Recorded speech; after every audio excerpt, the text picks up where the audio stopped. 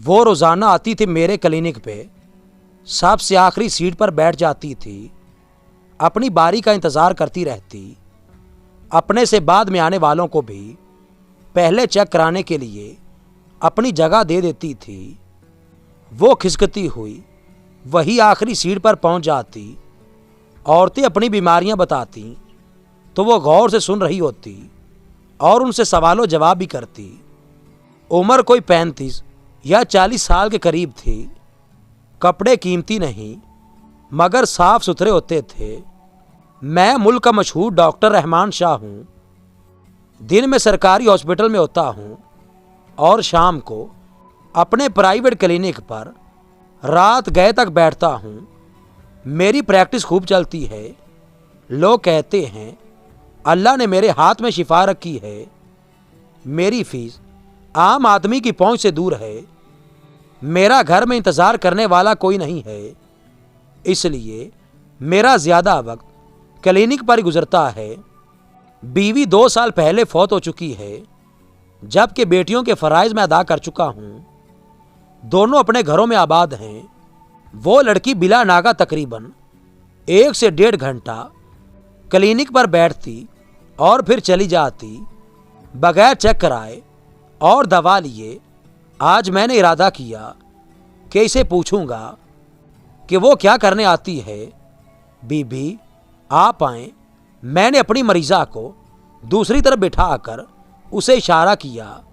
वो परेशान होकर मेरी तरफ देखने लगी। जी मैं आपको ही बुला रहा हूँ, आएँ अब आपकी बारी है। वो उठी और तकरीबन घसीटते हुए कदमों से मेरे पास आकर खड़ी हो गई। मैंने उसे कहा बैठिए। वो ना चाहते हुए बैठ गई। मैंने उससे उसका मसला पूछा। उसने गला साफ किया और धीमे लहजे में बोली, डॉक्टर जी आप बहुत बड़े डॉक्टर हैं। मैं गरीब औरत आपकी फीस अदा नहीं कर सकती और मैं अपना यहाँ इलाज कराने नहीं आती। मैंने पूछा फिर आप यहाँ क्या करने आती हो? उसने जवाब दिया, डॉक्टर साहेब मैं पीराठ में रहती हूँ, वहाँ कोई डॉक्टर नहीं है। एक ही हकीम था, वो भी मर गया। पिछले दिनों बस्ती में हैज़ा की वबा फूट पड़ी। कई माँओं की गोदें उजड़ गईं क्योंकि हमारे इलाके में कोई डॉक्टर नहीं। इसी बीमारी की वजह से मेरी शानो भी मर गई और फिर वो रोने लगी। मुझे लगा कि वो बस्ती के लोगों के इलाज के लिए इसरार करेगी, मगर मेरे पास ना तो वक्त था और ना ही जज्बा। मैं कैसे अपना चलता हुआ क्लिनिक छोड़कर उसके साथ उसकी बस्ती के लोगों का इलाज करने चला जाता। इसी खदशे के पेश नज़र मैंने पहले ही साफ जवाब देना मुनासिब समझा। देखो बीबी इसमें मेरा कोई कसूर नहीं।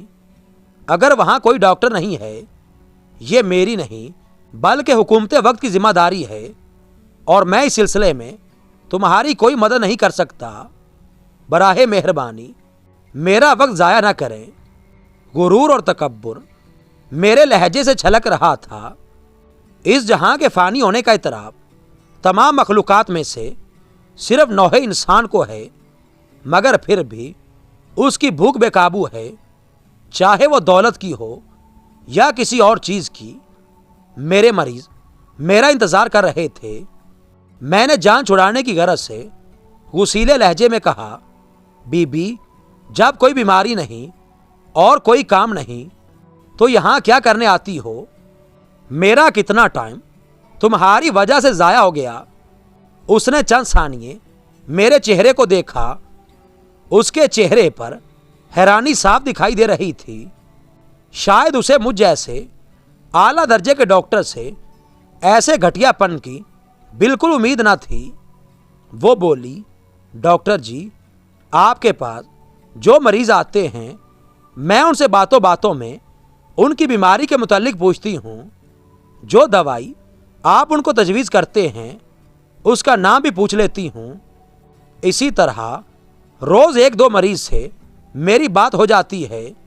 घर जाकर मैं बीमारी और दवाई का नाम कॉपी में लिख लेती हूँ। पूरी 5 जमातें पास हूँ।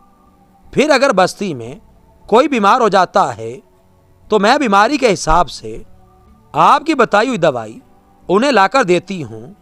मेरी शानो तो मर गई, मगर मैं किसी और की शानों को मरने नहीं दूंगी। ये कहकर वो तो क्लिनिक से चली गई, मगर मेरी आला तालीम उसकी 5 जमातों के सामने बेवकत हो गई। मेरी भूख मर गई।